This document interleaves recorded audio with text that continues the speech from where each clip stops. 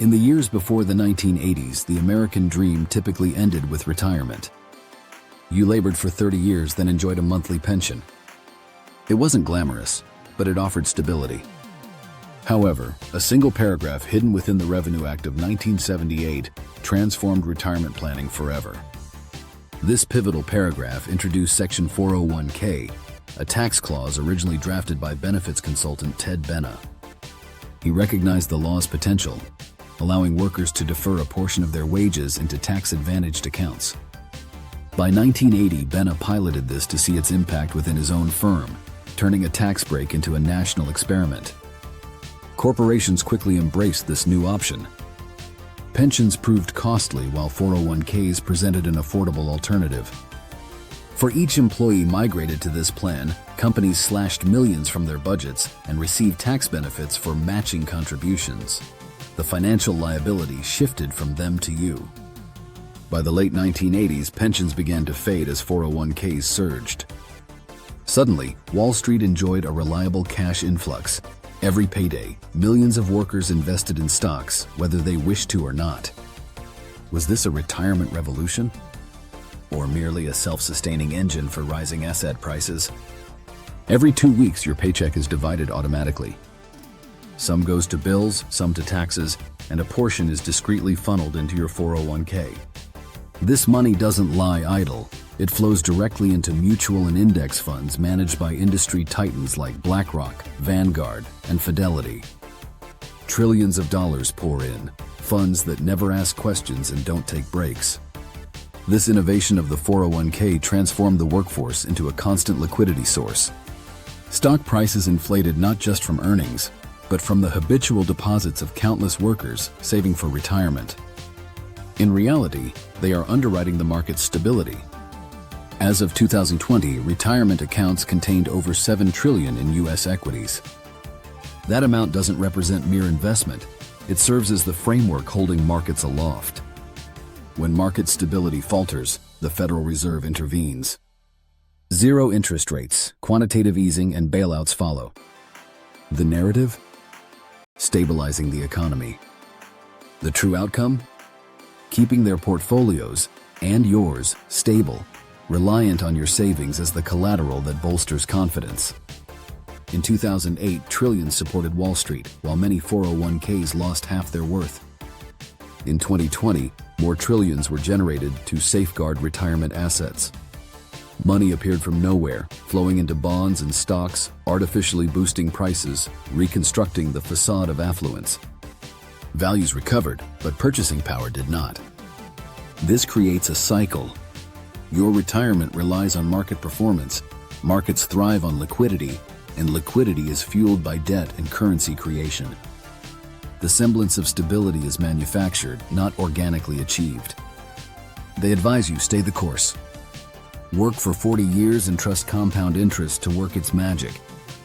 Yet, compounding only thrives when inflation doesn't erode the principal. A dollar saved in 1980 has less than 30 cents of today's value.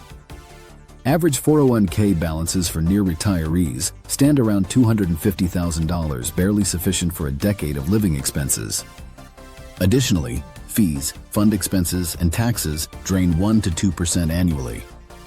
Over 40 years, this amounts to losing a third of your lifetime gains before enjoying any of it. The reality is, the 401k benefits those collecting fees and managing your deposits. For everyone else, it's a promise deferred so gradually that you may not realize it was never fulfilled. You believe it's your money. Yet, try accessing it before age 59 and a half, and you'll encounter a 10% penalty, perhaps more. Withdraw too early and you face ordinary income taxes. Your account operates under rules crafted by institutions profiting from your inaction. Meanwhile, they invest, lend, and trade using your capital. You bear the risks, they enjoy the liquidity. Even your tax breaks support the system. Contributions reduce your tax obligation today, but taxes are only postponed.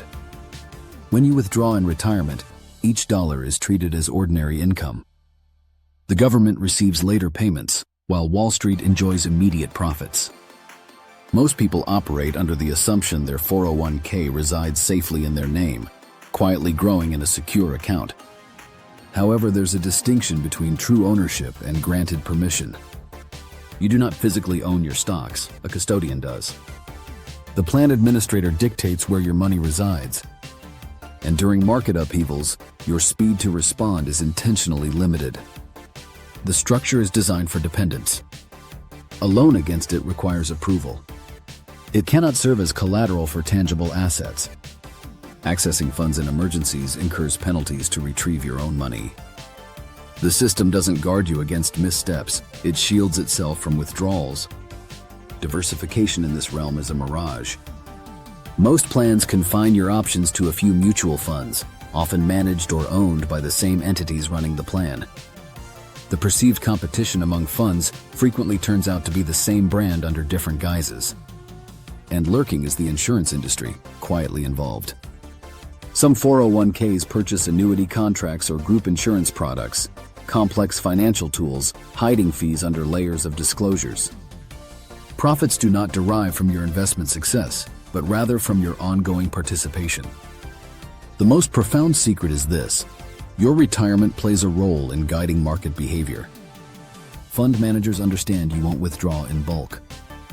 This grants them the freedom to take risks that individual investors couldn't endure, relying on the security of millions of cautious savers. It's not just your nest egg, it's their financial cushion. When headlines say invest for the long term, recognize this isn't advice intended for you. It's a desperate plea urging you to keep your wealth within the system. The moment many decide to withdraw, the illusion crumbles. Thus, they promote patience as a virtue and fear as duty. This scenario isn't financial education, it's behavioral conditioning. Continue working. Keep contributing.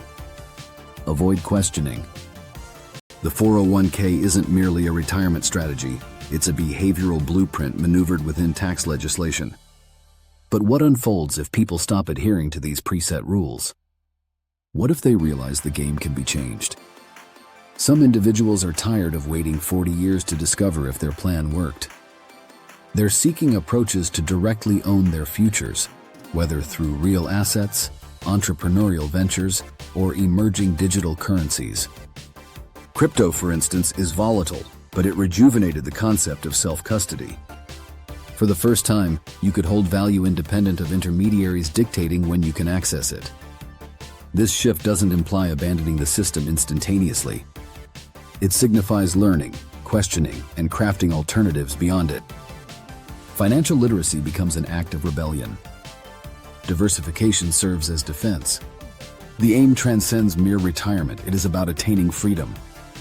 True freedom isn't about waiting 40 years for permission to utilize your funds. It arises from grasping the rules and choosing when to stop conforming to their structure. The 401k emerged as a tax loophole, presented as a benefit, and refined into a mechanism sustaining market health.